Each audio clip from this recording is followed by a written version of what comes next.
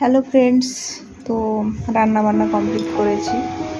রান্নায় কী কী থাকছে অবশ্যই তোমাদেরকে দেখাবো। খেতে বসে শেয়ার করব ভিডিওটা। সকালবেলায় তো একটু ছোলা সিদ্ধ মুড়ি খেলাম, দেখলেই তোমরা। আর আজকে ভিডিও দিতে দেরি হচ্ছে, কারেন্ট ছিল না, তো তোমরা একটু পাশে থাকবে।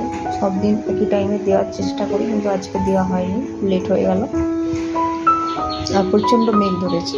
মেন কারণ হচ্ছে এত মেঘ ধরেছে, কালকে সন্ধেবেলায় প্রচুর বৃষ্টি, ঝড় বৃষ্টি, আর আজকেও হচ্ছে প্রচণ্ড মেঘ ধরেছে। একটু এখন 12টা মতো বাজে, তো মেঘটা প্রচুর ধরেছে, কালো করে রেখেছে।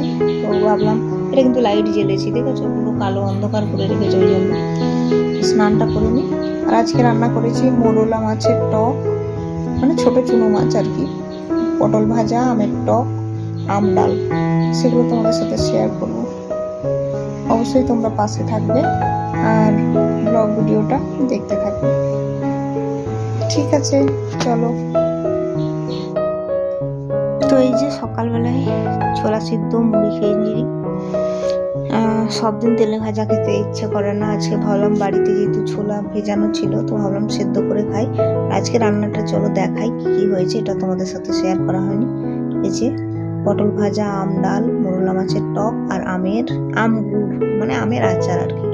তো কেমন লাগলো অবশ্যই জানাবে। আজকে এখানেই শেষ করলাম, আগামীকাল আবার তোমাদের সাথে দেখা হবে।